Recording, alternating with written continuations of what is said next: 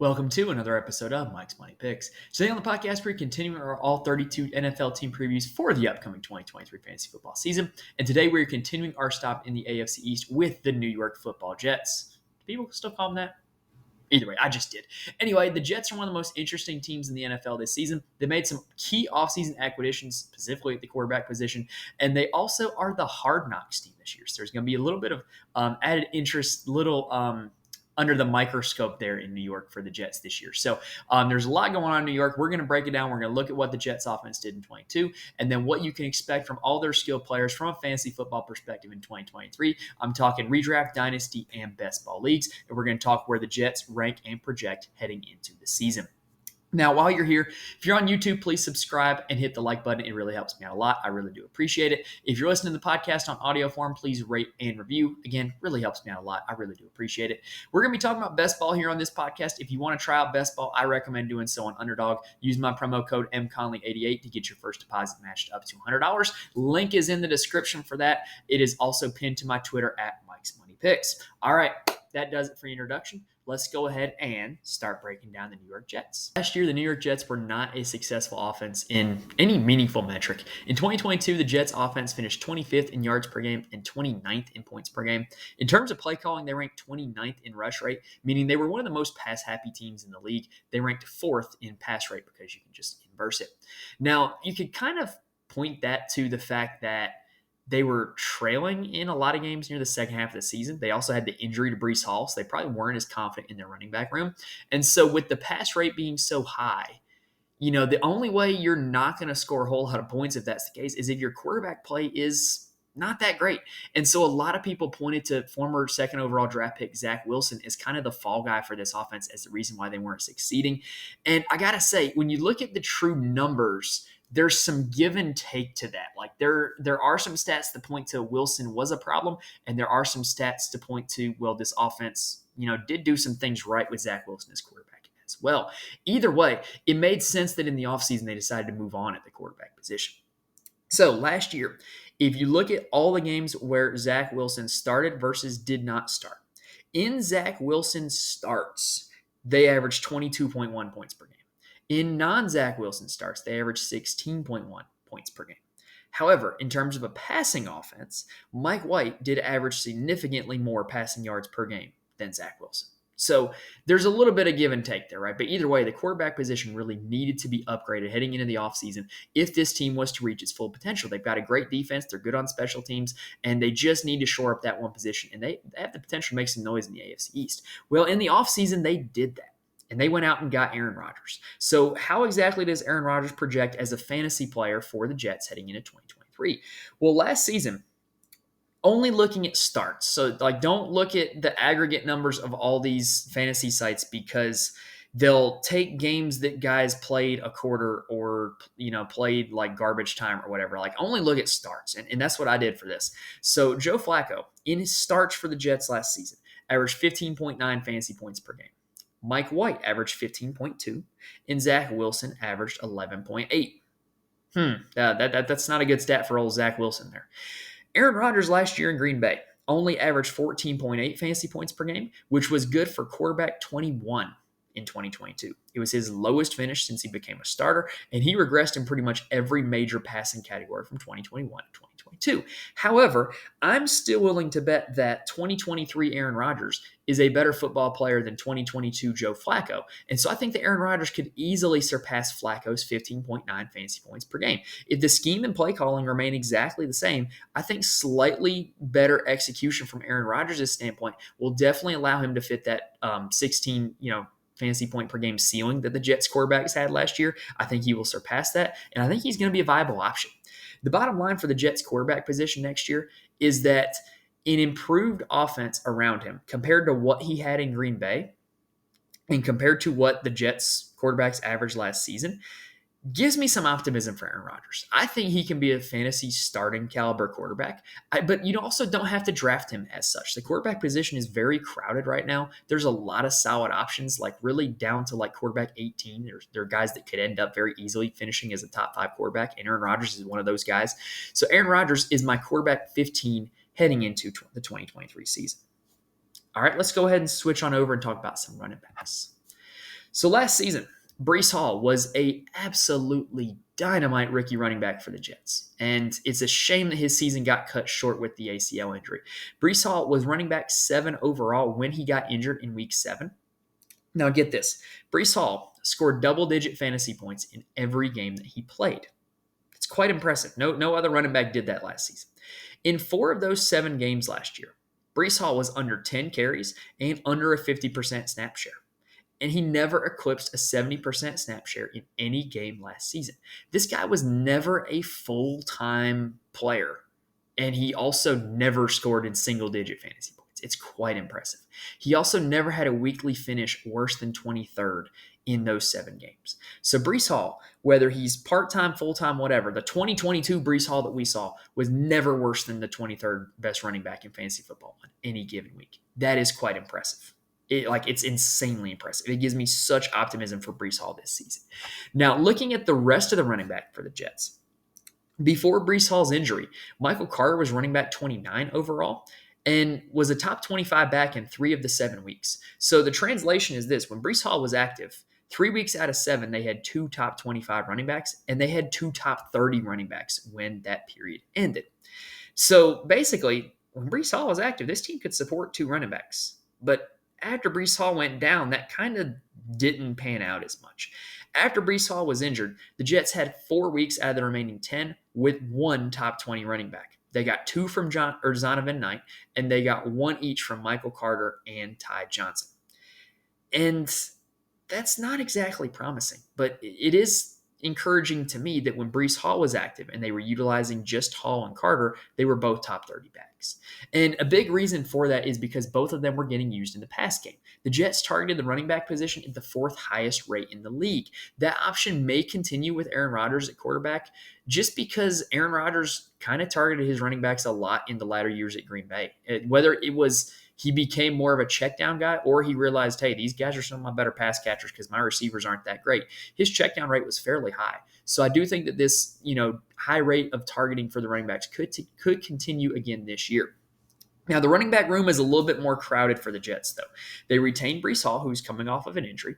They retain Mecole Hardman, and they retain Zonovan Knight.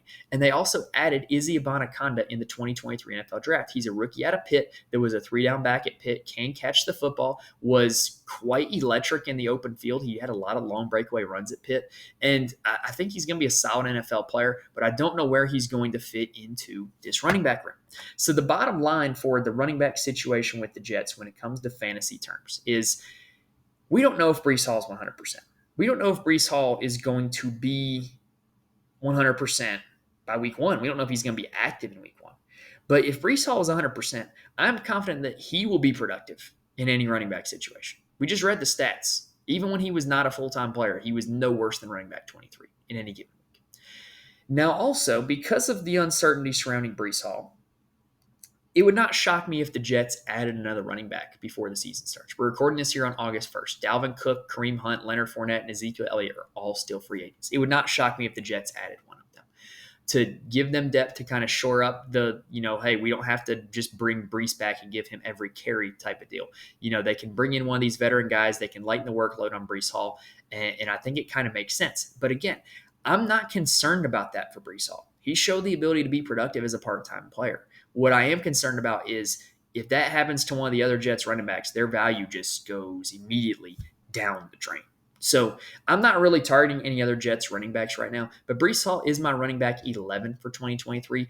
I am not super concerned about the injury. I'm not super concerned about the workload. I think he is a guy whose ceiling, if he comes back and is 100% and is a full-time player, is running back 1. His floor, if he comes back not 100%, is not a full-time player, is about running back 25. So I think he's one of the safer picks as long as he is able to play a full schedule this season. All right, that does it for the running back position. Let's go ahead and switch on over and talk about some wide receivers.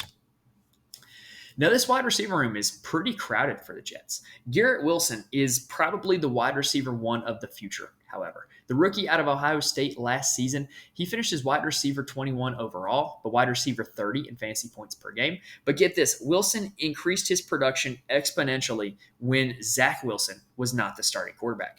Garrett Wilson averaged 17.3 fantasy points per game in non-Zach Wilson starts last season. If he was able to do that for a full season, he would have been wide receiver 8 if you extrapolated that, which is quite impressive, especially for a rookie.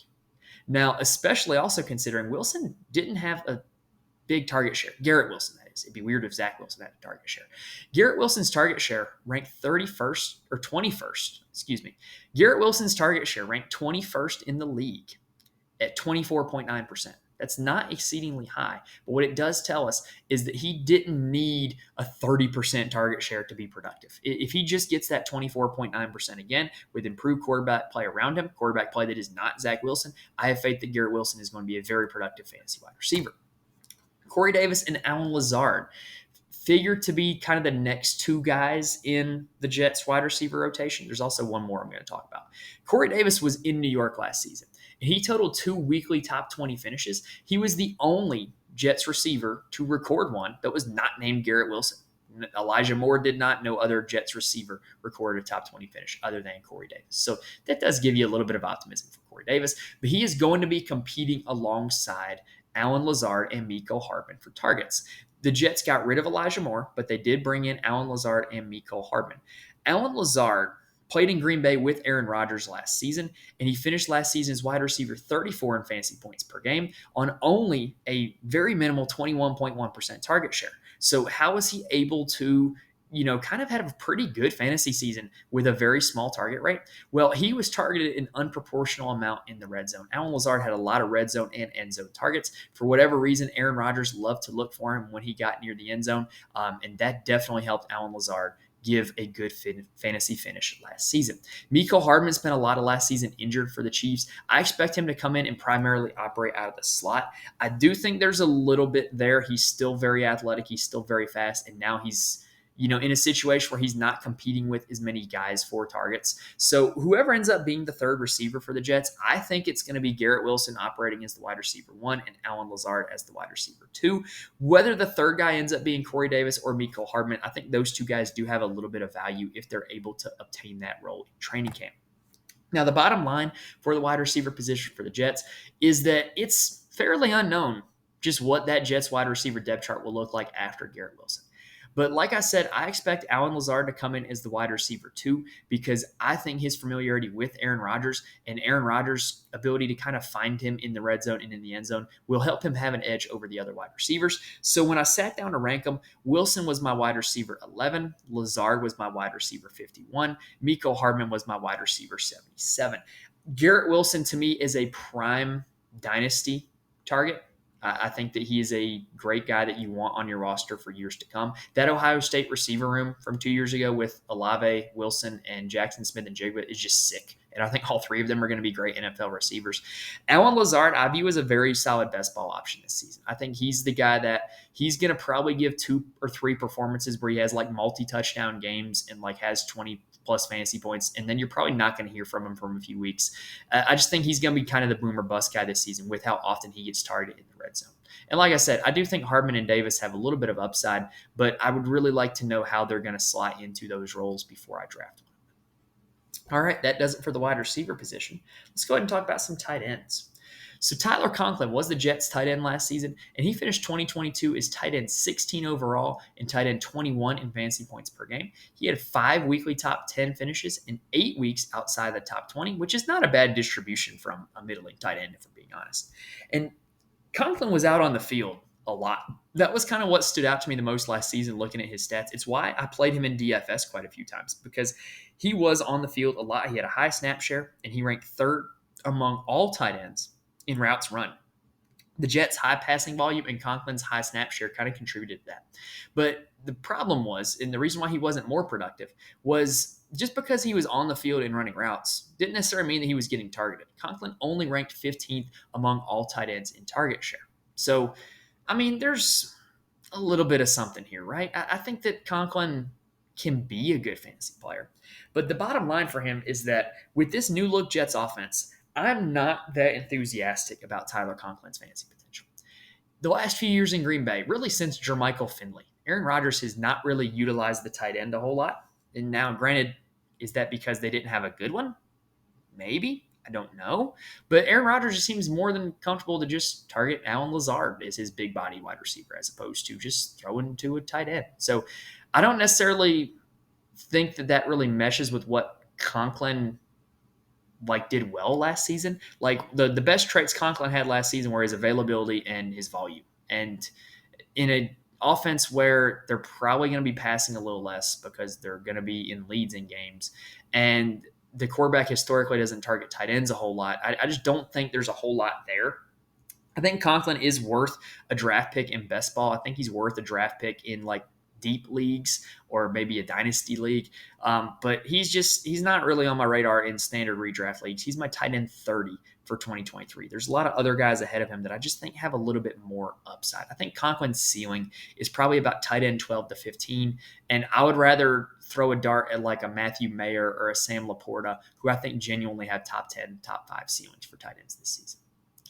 All right, that does it for the New York Jets 2023 Fantasy Football Preview. If you like what you saw on YouTube, please hit the like button. It really helps me out a lot, really shows me a lot of support, helps me grow my channel. Hit the subscribe button as well. You'll be notified when new episodes drop, like our next team, which is going to be the New England Patriots, like the rest of our season-long fantasy football content, like our weekly golf content and college football. You subscribe, you're notified when all of it drops. If you're listening on audio form on Spotify, Apple, or wherever else, please rate and review. Again, really helps me out a lot, really helps me grow up on the charts. Now, if you heard me talk about best ball and you want to give it a shot, use my code on Underdog, mconley88, to get your first deposit matched up to $100. If you heard all this information about players and you're like, where can I get all of this in one place? It's at my Patreon, patreon.com/MikesMoneyPicks. My full ranks and my draft guide are available on there. It's $3 a month, much cheaper than other premium fantasy football sites, much cheaper than going out and buying a magazine. You can use it to help crush your drafts this season. All right, that does it for this episode, guys. Hopefully I was able to give you guys some information on where and how to draft these New York Jets in fantasy. Next up is going to be the New England Patriots. Thank you guys for watching and listening, and I will see you next time.